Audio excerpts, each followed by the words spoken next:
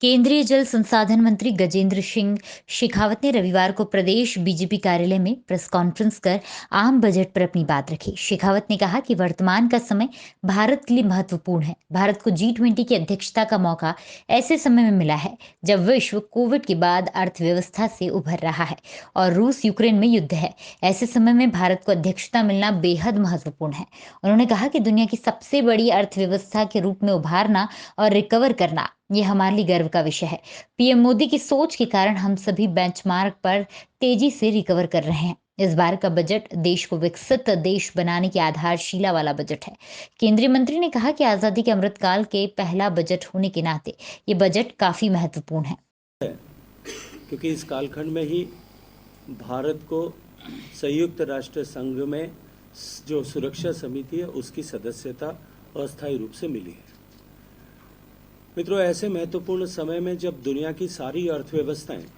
Covid की आपदा के बाद चुनौती से गुजर रही थी, चुनौती के काल से गुजर रही थी, और सभी देशों की,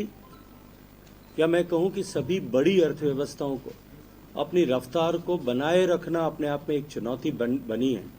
उस समय में भारत का दुनिया की सबसे तेजी से बढ़ती हुई अर्थव्यवस्था के रूप में वापस स्थापित होना और साथ साथ में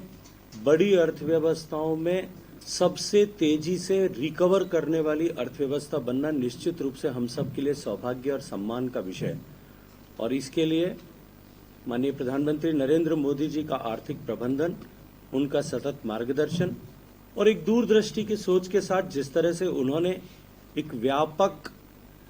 देश के हितों में निर्णय लिया और सारे देश के सभी समाज के वर्गों को एक साथ सर्वस्पर्शी सहायता और योजनाओं के माध्यम से जिस तरह से संभाला, आज उसी के चलते हम सबसे तेजी से रिकवर कर वापस सभी बेंचमार्क्स, इकोनॉमी के जितने भी पैरामीटर्स होते हैं, चाहे एक्सपोर्ट है, मैन्युफैक्चरिंग है, टैक्स कलेक्शन है, हम सभी बेंचमार्क्स पर वापस एक नया, सभी पैरामीटर्स पर एक नया बेंचमार्क बनाने में सफल हुए। अभी पिछले 4 दिन पहले 1 तारीख को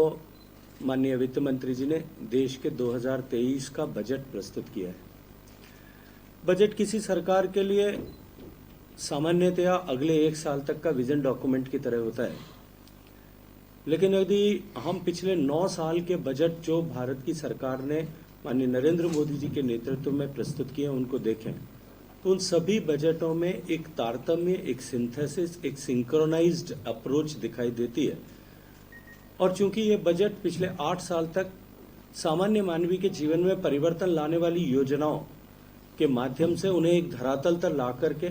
उस धरातल का, एक मजबूत धरातल का निर्माण करते हुए देश को विकसित देश बनाने की आधारशिला रखने वाले बजट के रूप में माना जा सकता है।